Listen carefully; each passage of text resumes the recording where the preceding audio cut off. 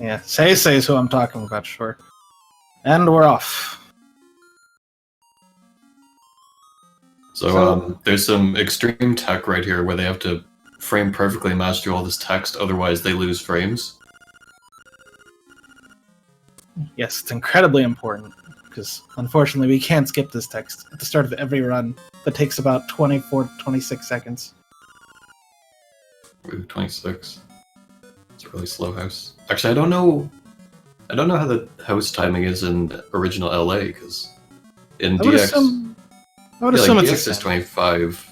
You can generally get 24 if you have good mashing and you talk to Terran from far away. Man, I wish I could talk to him from across the house. I don't know how you people do it. Yeah, I don't know how you do it either. Like, sometimes you can talk to Terran from like a full tile away, but I think it's like a frame rule thing. Something. So, we see GreenTunic over there getting a damage boost off of that Spiny Gordo. And getting knocked into the sword before the L talks. That is quick sword. Meanwhile, Serelepe gets it just after the text finishes. And now we're going to be going for 10 rupees using a trick called rupee duping, which is basically we hit the rupee with both Link's hitbox and the hitbox of the sword or the shield. I don't think you could do 3, can you? No, not that I know of. Oh, it's Serelepe with 11 rupees. Very nice. God luck, Jesus. Meanwhile, GreenTunic's gonna have to farm the bushes here a little bit. Nice drop there. So Just each gonna one mow of the these... lawn. Well, Oh, crap. come on. Each one of those bushes or grass patches is a 1 in 16 chance of dropping a rupee, so that's pretty incredible luck to get 4 rupees off of, like, what, 12 bushes? Yeah. So we will now say that the race is now off against GreenTunic and SerelepeMarsupial. It's actually thief versus thief. Because we did just steal the shovel. And it looks like we're buying bombs, but Link is not actually paying. He's just like, yes, I want to buy bombs, and he just leaves before he pays. The rupees work sort of like the health system in the Mother games, where there's a countdown until you get to the number you're supposed to be at. So if you could just beat that countdown, then you don't have to spend any money on anything, but you have to have the money to buy the thing in the first place. So you can't cheese the bow with 10 rupees. You have to steal that. And we're gonna get the Yoshi doll. Actually, looks like Serelepe missed. GreenTunic missed as well. They both missed on the same exact position. Weird. Weird race. So no one's getting the Yoshi doll first try. Man, I thought this was 100%. So we both get a nice text box skip there for the powder. Just something you can't do in DX, just because of the way text boxes and menus work in LA. Just ever so slightly different. But they stop in at Madame Meow Meow's house because she's a cutie, and they just want to look at her a little bit before they go into the forest. And they'll be save and quitting shortly to go back to there, and it's a lot faster than walking back through the forest. Oh, yeah. So, Serelepe didn't get it. Neither of them went for it. You can actually hold your the sword button out of that cutscene, and you'll have your sword out to begin with. But now we're going to do a trick called the bomb trigger. Where you place a bomb, 2 bombs 4 frames apart from each other, which you normally can't do, but you can do it between pits and transitions in order to activate cutscenes, because bombs are magical. Yeah, when cutscenes and things see too many bombs, they get scared and just activate themselves. Oh, GreenTunic going for the bit walk. He went for it, the mad lad. Only once, though. Yeah, that's like I don't know, Xander claims it's consistent, and for some reason he's able to get it, but everyone else struggles to get it more than like 50-50. But it saves quite a bit of time if you can get it like 10 seconds.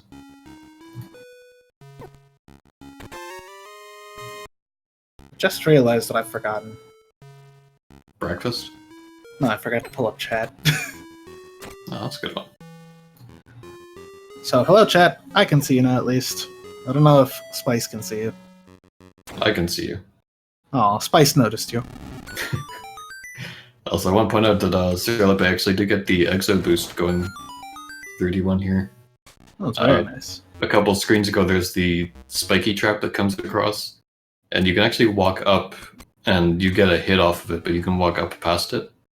I think it's a frame rule thing there, where if you are too slow or something, it'll just knock you into the pit, but sometimes it'll knock you upwards. And it's a little bit faster than walking around.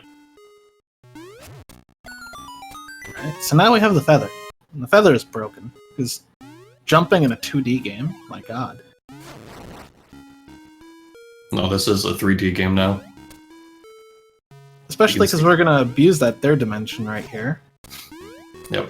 So that's a trick called a super jump that basically you trick the game into thinking you're going off of a ledge, because as it turns out, just about every wall in the dungeon is programmed the same way as a ledge. So you just kind of clip into a wall a little bit and do some shenanigans, and the game thinks you're just dropping off of it. It's one of the staples of this run, and any other Link's Awakening associated run. Nice little text skip on the boss here. Now, we don't want to fall into the pit, because the pit's awful. Or get hit. This is really scary. Woo! Good fight from both of them. Now, Moldorm will do a full heart of damage, and Serelepe got pretty close to getting hit there. It's fine, he's aces. Oh, he's doing ace? No. No. Then he'd be disqualified. I don't know if we even have ace for Classic LA. An excellent question. To fill in everybody, ace is arbitrary code execution, or something like that. So basically we just do a certain thing, walk into the back of the doghouse where there's a magical dimension, and finish the game in, like, what, 3 minutes? I think it's like 2 minutes and 14 seconds is the world record for DX. That's a very short category. I think actually GreenTunic might have that. Speaking of doghouses, turns out that something got stolen from one of them. And these kids have the longest text boxes, but you could just press B to skip it. In Japanese only. If you're playing in English, you gotta sit through the entire thing. Yeah, for some reason, like, the game is coded for each individual text box whether or not you're allowed to skip through text by pressing B. And for whatever reason, between the Japanese and the English versions, they decided to just switch that for some. So there are a few spots in the game where, in the Japanese version, the text itself is shorter, but you can also just skip the entire text box. So we're going through killing all these moblins, getting a text skip to fight King Moblin. This guy can be mean, but if you know how to fight him, a spin slash, 4 slashes, jump over the arrows, dodge out of the way, spin slash, or miss the spin slash. Ooh, yeah, that's crummy. And looks like GT's a hair in the lead now. Picking up our best buddy, Bow Wow. Best buddy depending on your perspective. And RNG. He's either an Eldrator or he's just a chain chomp that likes to help you. So right here they're doing a trick called Flock Clip, where when you get a text box off of an object, you can move a little bit through it, even ignoring collision with things. So they use that to actually clip through the corner of the rock there. Yes, so we're going to be dropping all of our powder here at the start of D2, because this is the only room where we actually need it. Unless you want really bad RNG at the end, but hopefully not. I think both of these guys know how to mash, so I think we're good. Or rather, have the ability to mash. Yes, you'll see GreenTunic avoided it, and Serelepe should be doing the powder drop there, because if you grab that, it will put powder right back into your inventory. But we want the mushroom later. So, because the game is coded a certain way, the mushroom and the powder are the same items, but having one prohibits you from getting the other. And a demonstration of how broken the bow is again. 2 shots kills most many bosses. Actually, have we tried shooting Bueno with arrows? Does it work? I would assume that if it works, we wouldn't... Well, I mean, in this game, we don't even look at him. But in DX, I don't think that's possible. Or somewhere like conserving arrows or something. But we go in, we grab the power bracelet, and we are out of D2 for the time being. We'll finish it later. Yeah, we're gonna get some more items later on that will allow us to skip a lot of stuff that makes it a hell of a lot faster to do later on than right now. And we see our runners going separate directions. They're actually going to be going the same direction as the other in a little bit. GreenTunic going left and getting his mushroom first, whereas Serelepe is going right and getting a warp point first.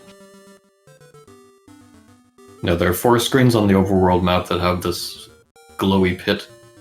And once you've seen it, it's active, and you can drop into another one to warp around them clockwise around the map, I think.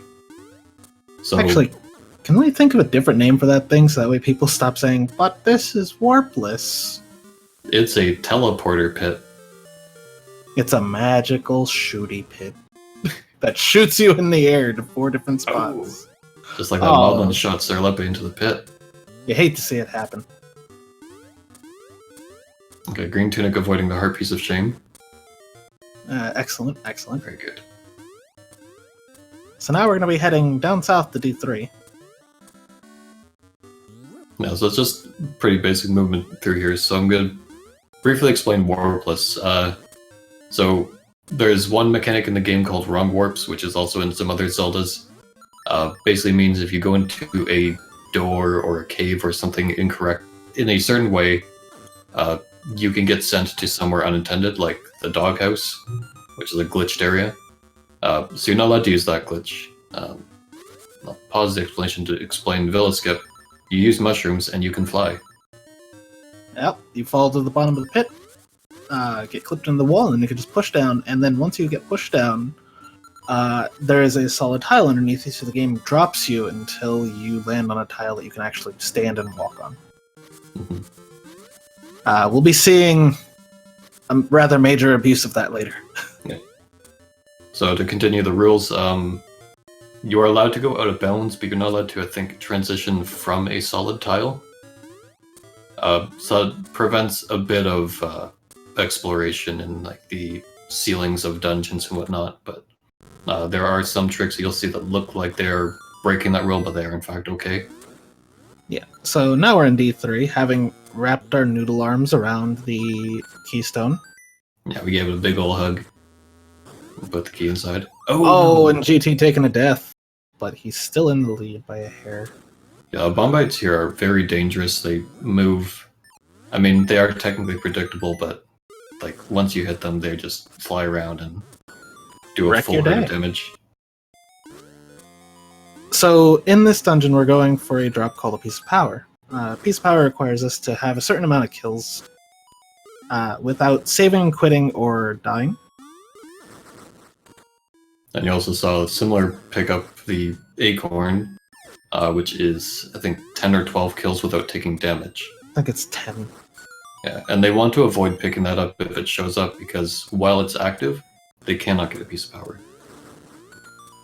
Ooh, almost getting the Acorn right there on GT's screen. Oh, and because GT died, he won't be able to get Piece of Power, but said I will. Yeah, GreenTunic, he got pretty much every extra kill he could have gotten through D3, but still wasn't enough. He's going to be able to get it on a second pass, probably. So what we just saw there was Dodongo skip. We do a super jump out of the corner, clink off of the Dodongo, and go flying over the wall. And if you didn't get enough of that the first time, because they went and did it so fast, you're going to be able to see it again. It's actually one of the harder tricks we have for beginners to learn, I'd say. Yeah, for the route as it is now, I think it's probably like top 2 or 3 hardest tricks in the game. It's not too tough with a bit of practice, but even when you get it down, there's a bit of a risk of getting stuck in one of the rocks there. Oh my god, synchronization. Yeah, well, GT ruined it, but... yeah, it's silly GT. Yeah, if you get stuck in the rocks there, you have to save and quit. That's a huge waste of time. Alright, So here we have Slime Eye. Wait, there's Slime Eye.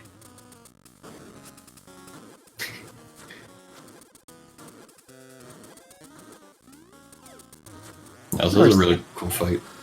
Yeah.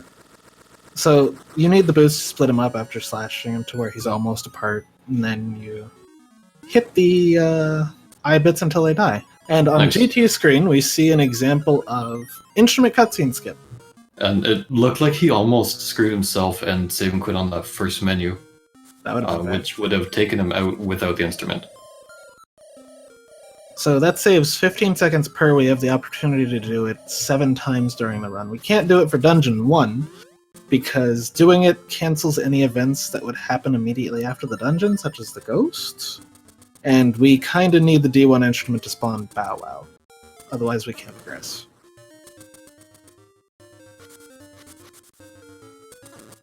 Yes, they're heading on towards Animal Village where they're going to get their Dungeon 4 key. They're just for now they're continuing the progression through the dungeons in numerical order. But once they get the flippers from Dungeon 4, that opens a few new avenues. So soon enough they will be breaking Dungeon Order. And they're both taking some intentional damage through here because they want to die. But not yet, just at a certain point. And these Q command give a full heart of damage, so they try to take as much as they can there because it's quicker. And I see GT doing the top strat for a bomb trigger that is known as Walrus Skip. We're tricking the game into thinking that Marin's on the screen and singing to the walrus, that way he wakes up and gets out of our way. But Serelep's doing the same. Yeah.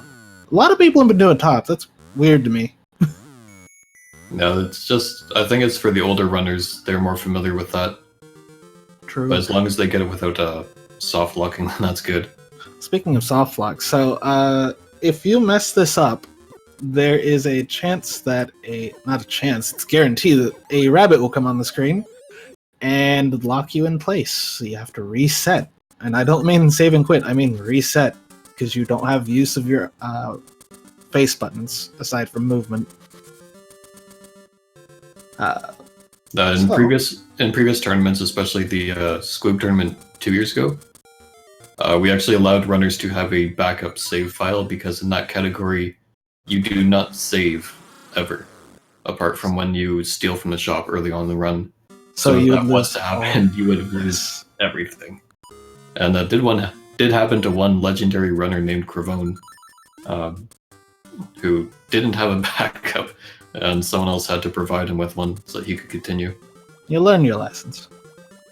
So now that we have the D4 key that just magically spawned from some sand pit, I'm sure we'll never see that boss again. We're gonna use these teleporty shooty holes to go back to the waterfalls that we opened up after D2 and open up D4. So we have to open up this dungeon this way, because if we go to the dungeon, we will soft lock if we have not gotten rid of the waterfall. Interestingly, in this game, if you go there without opening it up, you're just stuck in the water and you have to reset. In LADX, because you can use a trick called Jesus jumping, as long as you have the feather equipped when you go through, you're able to buffer some jumps off the water and actually open it from this side, and then you have to leave the screen and come back through more Jesus jumping, and then you can go in the dungeon. It's very, very silly. So, what our runners did in order to get through the cave tunnel on the way here in D4 is a trick called a shack jump. It's basically a super jump off a pushable block, right? Yeah. Basically, if you jump diagonally against a wall into a pushable block or certain other ones, for whatever reason, when you make contact with the rock, it sort of pushes you into the wall a little bit. It allows you to do a super jump. So now we're over on GT screen killing Cue Ball. Easy boss. 4 spin slashes. Don't let him get out of control, otherwise it's a big time loss. Because he's terrible boss. Now, he can be kind of dangerous because with the death in the desert, you spawn with 4 hearts, but not a ton of health. So if you've taken too many hits beforehand, he can kill you pretty quickly if you let him get out of control. Yeah. So now that we have our flippers, we're going to do one sweet-looking super jump here. Also, it's actually just one flipper. Yeah, one flipper. One flipper, one boot. Oh, GT tried to go for a chest turn. You could see him go for it so hard. It's like the swaggiest thing ever. You open the chest and press a direction on the same frame. I'll fight you on it being the swaggiest thing ever. Dude, it's pure swag because you save nothing. And just unleash a hail of death charges on the anglerfish to kill it. And I honestly think the alternate jumping scheme for that room is the swaggiest thing in the run. Oh, And GT getting another ICS. He's on fire with these things. I gotta wonder what how many ICSs he had in his PP. Because as we mentioned, each one of them is about 15 seconds of time saved. So if he doesn't have many in that, It might be. Jones he on might his even get a PB PP right today. there. Oh, and Serelepe getting one as well, I think. Very nice. Oh no, No. he didn't. Missed it by a bit, I suppose. It looked like he'd picked up the instrument during the menu, but that sucks. So now we're going to stay up in the mountains for a while. Leaving the mountains spawns the ghost if we didn't get the instrument cutscene skip for D4. But another thing that also gets rid of the ghost is the level 2 bracelet, which we find in D6. So we're going to do some shenanigans and make sure the ghost doesn't ever appear. Yeah, as it turns out, D6 is also low enough on the map that going there would spawn the ghost. GT getting a sort of obstacle skip. Half obstacle skip. Yeah, going to D6 would spawn the ghost, so we can't actually go in there. So you'll be seeing eventually, but we're not actually going to get it from D6. We're going to get it from somewhere else. In the moral gray area of the run. So this is Rooster Cave. Holds the D7 key. Normally we'd have to have the rooster, a hook shot, and feather in order to get across the giant pit on the other side, but it turns out that there's a very convenient wall here. We could just super jump across. Yeah, so that's called Rooster Skip. Because of the way out of bounds rules worked, and the timeline of discovering glitches, we actually found out about hook shot jumping before super jumping. So the hook shot jump, which is a hell of a lot harder, became Rooster Skip, and this one is Rooster Skip, because you don't do Rooster Skip. And then Rooster Skip. Skip is just getting the rooster. That's a high tier strat that only Only true players would do. memers go for.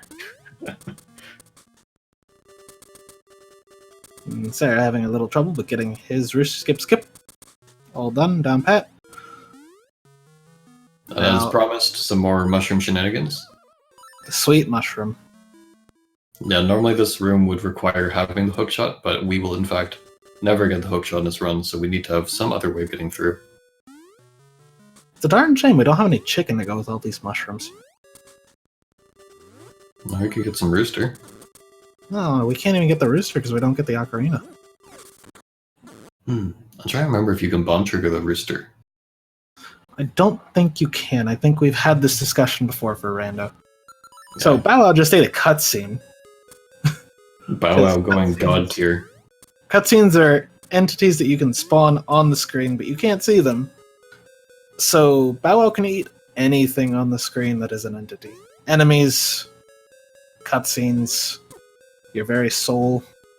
Yeah, so like GreenTunic had thrown a rock, and you'll probably see Serelepe try the same to spawn some physical thing that he can eat. And because he actually eats it after that object disappears from the screen, the game gets confused and eats the cutscene instead. GT is on point with these bomb triggers, getting rid of these pillars. Not even doing shock jump or the cool kid strats. Yeah, but he's gotten every single one first try, no buffering. Now this is a somewhat dangerous spot in the run, because if you mess up your bomb triggers with doing pit ones, you can just blast through all of your bombs in a second. Because you can basically plant one every time you hit your bomb button. And if you don't hit them within 4 frames, you'll just keep placing them and placing them. And you'll be out. So another dangerous spot in this run is Goomba Surf right here. So we don't have the hookshot. We can't get up there to the D7 boss entrance. But Perfect. we can do a super jump off of that Goomba, provided he moves into the right position, which is a 25% chance, to just hop up the ledge. And thank goodness RNG was on GT's side.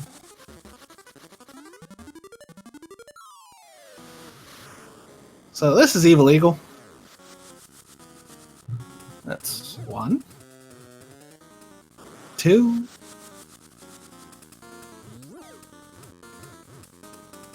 Oh, 3. don't fall, Oh. please. Hold right, buddy. Oh! Oh, that was very close. Suspense. Ooh. So if he got knocked down, he would have to do that fight again, wasting another 3 bombs. Or more, depending on if he tilted from falling.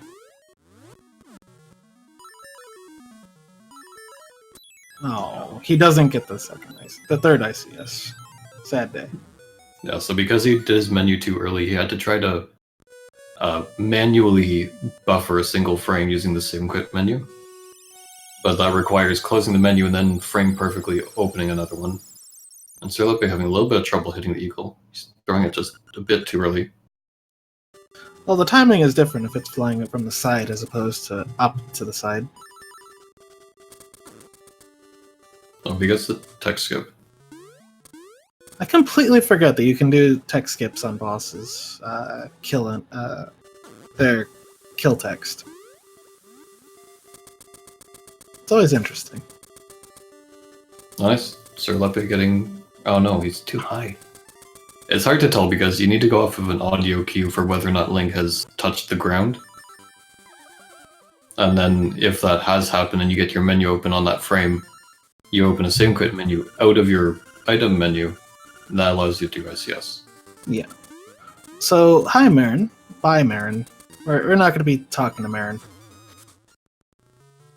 Even though she's GT's waifu.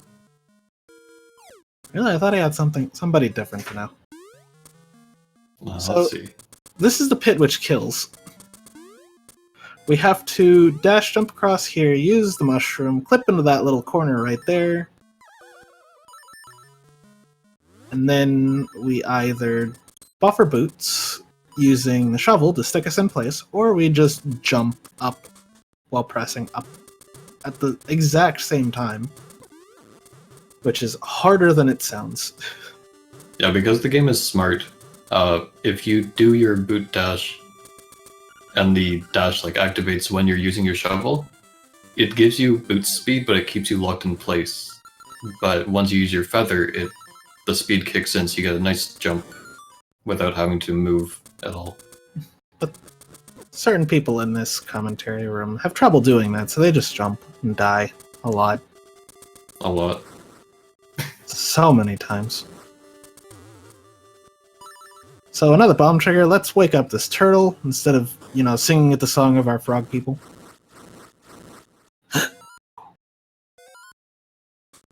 And turns out that the head doesn't have a hitbox until the battle starts. And in fact, even because we bomb triggered it in that way, if we were to fight it, it would have 1 health, I believe. Yeah, so it just takes 1 shot to kill. So this is Dungeon 8. This is where things start to get fun. A couple of well-placed bomb arrows allow us to skip through a large portion of the dungeon. GreenTunic doing a sideways block push, which, as the name implies, you can push a block sideways in a direction you're not meant to. By clipping into the wall, it's made fairly easy, but you do have to stand near the seam between the two. And some more bomb arrows, and suddenly we're on our way to Blano. Yes, this intense fight against the boxer who stole Ricky's gloves. Ooh. Very nice dash jump from GT in order to get across there on the first cycle. What's he doing? I thought he was supposed to go down and fight Blano. Yep. Well, So- he went out of bounds in LADX. Yeah. So the trick called unclip super jump, which is basically what its name implies. You do a super jump without clipping into a wall. However, it is sub-pixel perfect. You need to have your vertical sub-pixel needs to be 0 for that. Which normally is very hard to control, but as it happens, going through a warp like the stairs resets it back to 0. So now we have the magic rod. And we can despawn enemies. And for his first trick, he'll make oddball or cue ball disappear. I love that I was the one who started calling it oddball by mistake, and now you're doing it. Well, I call it cue ball properly. Stupid Halo. So now we have the boss key, and for our second trick, we're going to make cue ball disappear again and teleport us to a different spot, which is actually the room below that mid-boss room. No, go for it. You can explain it better. So, with boss and mini-boss rooms, the game is programmed to try to push Link into the room when he enters, because normal rooms with doors, you can go back out before they close. In the other rooms, it wants you to fight them. It doesn't want you to get back out, so it pushes Link. If you come in from the side, it pushes you inward. If you come in from below, it pushes you up. If you come in from the top, they don't expect you to do that, so it pushes you up. And it overflows Link's position to the bottom of the screen, allowing you to transition downwards. I think it works something like Villa Skip, but I could be wrong. No. Villa Skip, the mushroom pushes you downwards, so you do like a normal transition. This one, it pushes you upwards, and the game does bad math and says, okay, we're moving past the top of the screen, you're now at the bottom. Yeah, it's the moral gray area, like I've said. Yeah, in the LADX categories that allow out of bounds, that room is actually not permitted because it's not considered like part of the dungeon because it's not supposed to be used. But Warpless is a bit more permissive for things like that. Who'd have thought that despawning enemies would, allow you to be more free thinking. So this is Armos Knight. If you've played Fire Emblem, turns out that armored units are weak to magic.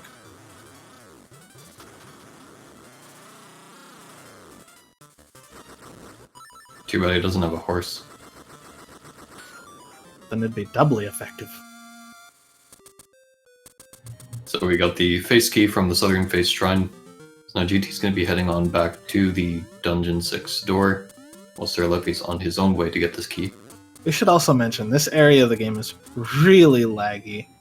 Yeah, there are so many objects on screen. And the game can't quite handle it well. You probably noticed when the two runners were doing their despawns with the magic rod, what ends up happening is due to the timing of opening their menu and using the rod, it just keeps spawning magic balls, I'm gonna call them.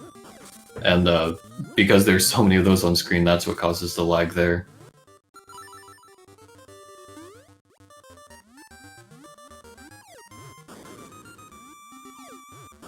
Oh, So GreenTunic just coming out to his little island, and then heading over to D6. Crossing Flex Pit. Yeah, you're supposed to use the hook shot, but again, we don't have it. Don't need it, frankly. So do a quick despawn and then activate the cutscene, which makes the cutscene not happen.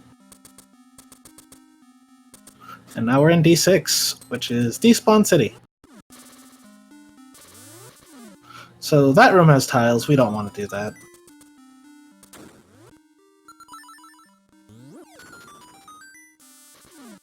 That room has whiz robes, we don't want to do that.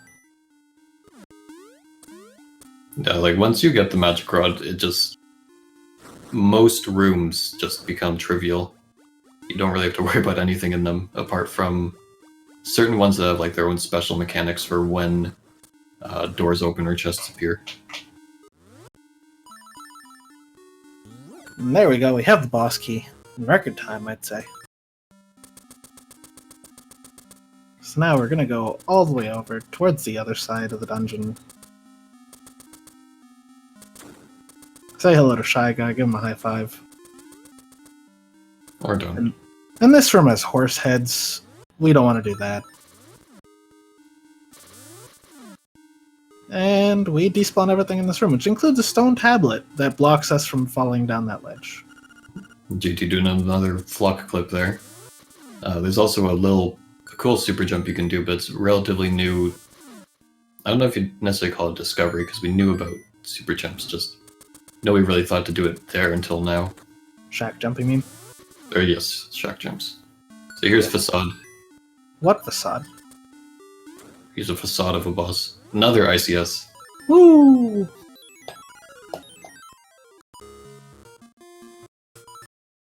You know, I think GT's on PB pace. Yeah, I'm actually just curious to check his stream. Because I didn't see his splits turn red for a second there.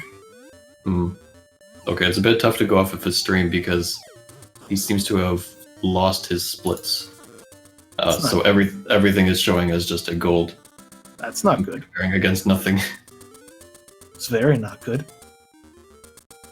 So now we're going to head down to D5. Yeah, Warpless unfortunately was not a very popular category for a while because there were some things, especially at the very end of the run, where a little bit of RNG could completely screw you out of everything. But there have been some recent discoveries that made it a lot more bearable, a lot more consistent for some tricks. GT forgetting to kill. One trick in particular that prevented you from finishing a run, basically, if you screwed up. This Helmosaur being a real big troll.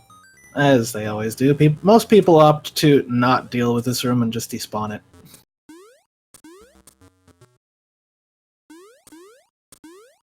So in D5, normally, we have to run around going and fighting Master Stalfos repeatedly in order to get the hook shots. That way we can do a bunch of stuff, you know, get to the boss room, fight the boss, because Slimeal needs the hook shot to be beaten.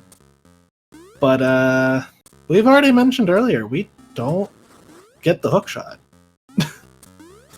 So we're going to be doing a few shenanigans.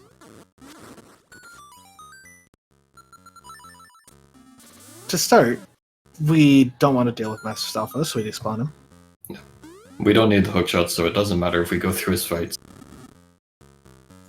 You'd normally have to fight him 4 times to get the hook shot, but in this run we'll just skip him 2 times. And he was never seen. The second spot that we're going to be skipping the hook shot is affectionately called Dumb Jump 2. Next, it's the second in our Dumb Jump series. GT gets it first try. And he doesn't get the chest turn. Oh, I would have laughed if he fell right there. And I that laughed so hard. That chest turn is 100% swag because normally you'd save 1 frame of movement, but that chest you're saving quitting anyway, so you don't move after it. I will point out, Sarah did something cool right there. He just jumped across most of that second room. That's neat. I've never seen that done before. Man, Matt's not been watching any of my runs. He saved and quit. The hacker.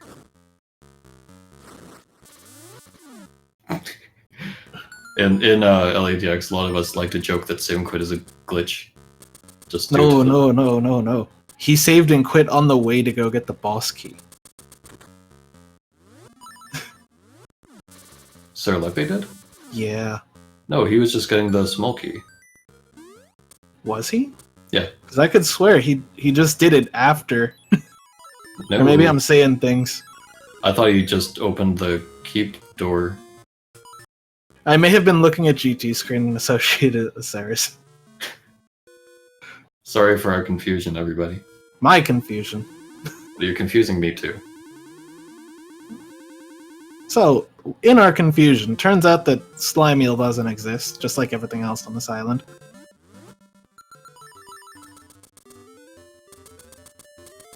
A good time in this category is 50 seconds or below, I'd say.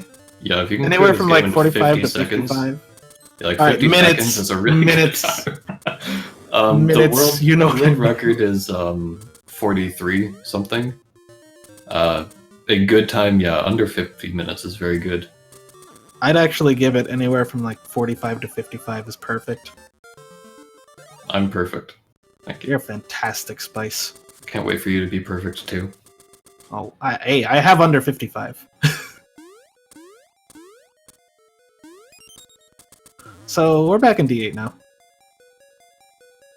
And here is a short hop as opposed to a short jump. I mean, super jump. GT Hop over accidentally that. next stairs. That's fine. At least he made it. And now it turns out Hothead doesn't exist. So we may also point out, when he despawns bosses, he also despawns the heart containers that they would give him. And he But gets not another ICS. Not despawning ICS though. My That's, god. 5 so far? That's a lot. I think he we got the missed D5 one as well. The man's on fire. Just like everything he hits with that rod. No, it's on magic. We're gonna make some people very angry again. Oh yeah. There's a lot of debate whether this is the magic rod or the fire rod because it looks like it creates fire, but it's actually creating magic. Can I just point something out though? No. Why can't we just have a fire rod that shoots a magic rod that shoots fire? Because Link to the Past ruined everything. Fair enough. Because you have 4 different rods that all shoot different types of magic. Oh, Serelepe gonna get a fairy here because he's low on health. So hold on, now I gotta count. Well, while I'm counting, turns out that you need to kill those enemies in a very specific order in order to spawn the boss key chest, and that Selphos can really not agree with that idea. No, you got 2 rods and 2 canes in Link to the Past, I think. I guess I'm thinking of the Bryna in Samaria, not Somalia. Jeez. I'm thinking of them as rods as well, but they're canes. So a quick despawn on Genie, God, GT. and he gets another one. He's gotten 6 ICSs. This better be a PB. And Serelepe getting one as well for Dungeon 5. Or, no, Dungeon 8, rather. He's somewhere. Somewhere close by. Dungeon 8. He smells blood in the water. The blood of a GreenTunic. Is it green blood? No. So GreenTunic despawning an owl because owls are smelly and annoying. And they're long-winded. And he gets the cutscene bomb trigger first try. Thank goodness. No. So normally you would need the ocarina as well as the Ballad of the Windfish song to activate this cutscene, but we don't even want to get the ocarina. Bomb triggers will do everything we need. Yeah, we may also point out, you can't activate this cutscene without all 8 instruments. You can activate it, but you'll just get like a... one. You'll get halfway where it'll show the instruments that you do have, but it won't do anything. Yeah, it'll still play some music with some of the parts missing. So that's neat. Ooh, that was a good kill from Sarah. He set a trap for that poor Stalfos. It activated his trap card. I activate Pot of Greed, and I take 2 more kills. So GT heading into the Windfish Egg. Normally you would need to read a book with a magnifying glass to find out the path through here, but as it turns out, if you don't do that, it's just a default path. I don't see why we just don't steal Mr. Raid's glasses to do it. Are they magnifying glasses? Nobody has bad eyesight, so we could probably get away with it.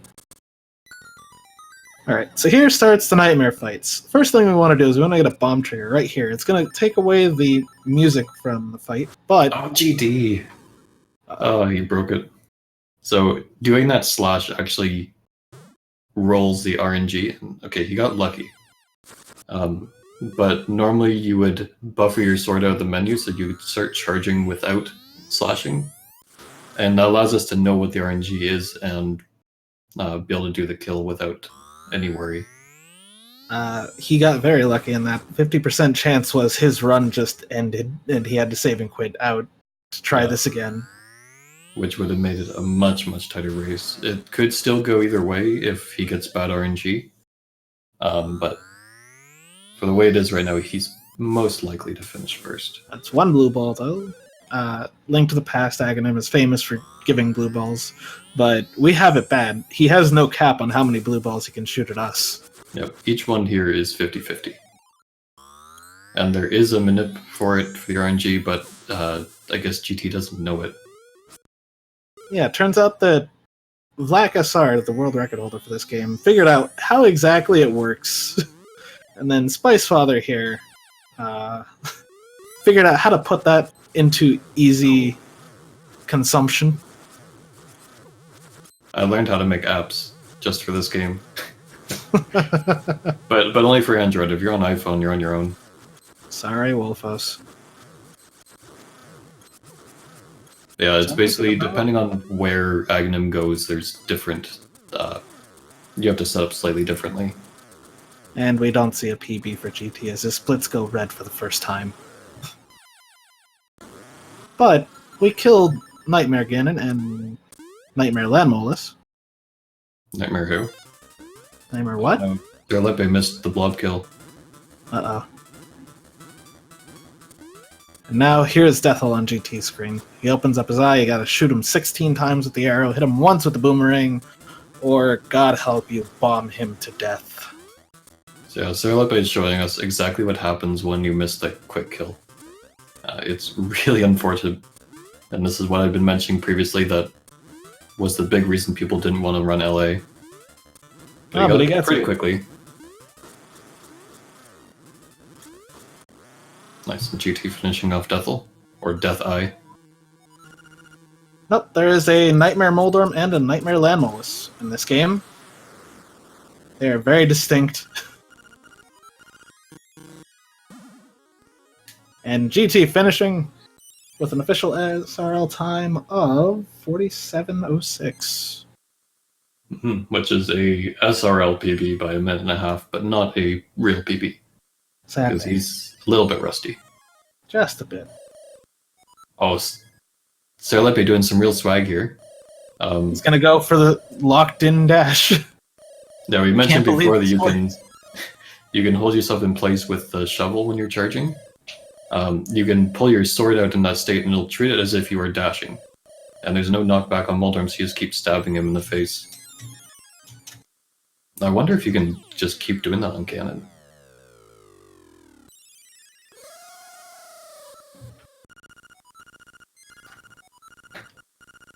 I mean, maybe. I don't think you'd be in the right position to do it, though.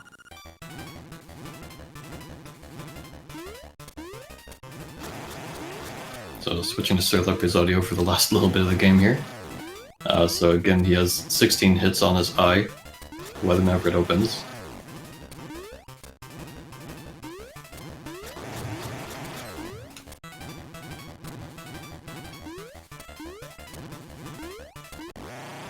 Nice. And it's a good thing he has a lot of health here, because the hitbox on the arm is still actually active. So if you land on it, it'll do a full heart of damage to you. And if you have, you know, the bad number of health, then you die and you have to refight. And he finishes with an official SRL time of 48:39. And right. That is, according to him, a 0.5 second PB. Just to rub salt in the wound. Alright, so I'm just going to punch these times into challenge, because we have one runner who has limited availability this week. We want to find out when he's able to race his next person. Oh, the suspense is killing me. We're going to get a live... So, I believe GreenTunic, or not GreenTunic, Dragon predicted that it would be Xander, I think. The suspense is killing me. Okay, Final Flame against Serelepe next week, or hopefully tomorrow. Yeah. So, turns out that I'm facing Xander, which means I'm going to die. Oh, nice. Spice is facing off against the Mighty Mouth.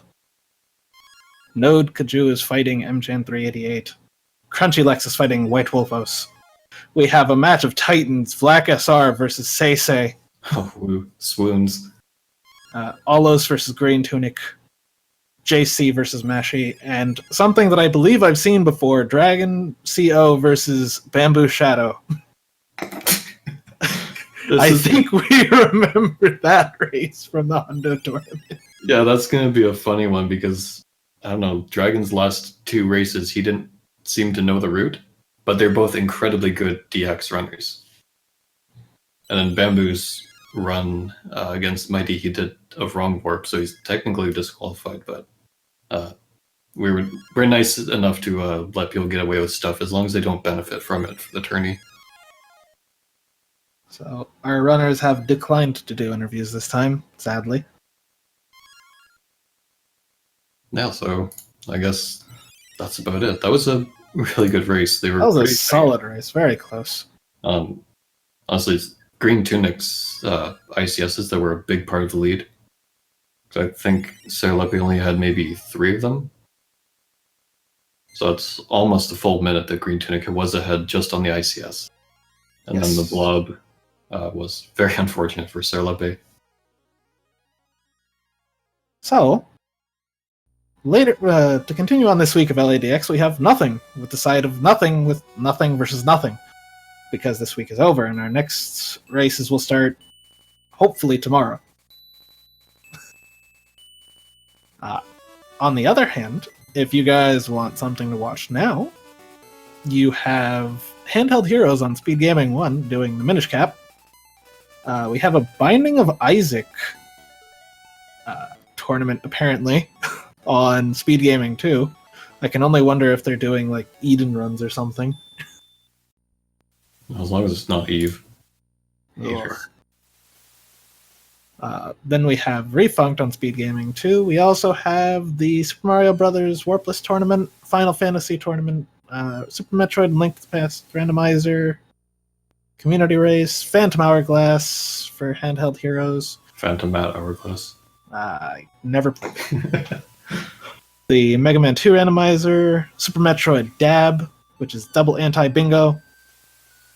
We got a lot of good stuff coming up on Speed Gaming today. So, any final thoughts on the race, Spice? GreenTunic's probably wishing he lost, so he wouldn't have to face against Olos next week. Oh, that's what he gets. Punishment for winning is getting to race against the French people. That'll learn him. But hey, at least Black is taking on the best French runner of this game. As far as I know. Let me actually check myself on that. I think Olos is the best French. Is he? He was the world record holder for quite a while. Oh no, but Seisei would be second right now, wouldn't he? Yeah. Last week, Seisei pulled 3 seconds ahead. Damn, what a guy. So, whoo! We're gonna have fun next week. Although, for Seisei's previous PB from 1 month ago, his comment, random bad practice run but plot twist, it's world record. Dun dun dun! Ola's making excuses in chat. Seisei got 7 ICS, Ola's only 6. Oh, you can go beat him. Go do it right now. I believe in you. I believe in Seisei to also beat you as well, and I believe in Black to defeat you all in single combat. No, I'm fine with... If Black can beat me, then he can beat anybody. Just watch. Black will go do no stew, and he'll just rinse you and everybody else on the leaderboard. Dude, if he beats the guys, then I'm totally for it. Well, anyways, that's going to be it for us for today. There's plenty of lovely stuff to watch on Speed Gaming and elsewhere. I hope you guys have a wonderful Sunday. I have been Phantomat. I am still Spice Father. Oh, I thought you were Space Otter. I'm both. You can only be one. Tell that to Curvone. And have a nice night, everybody. Nice day, night, you know what I mean. Bye-bye. Bye.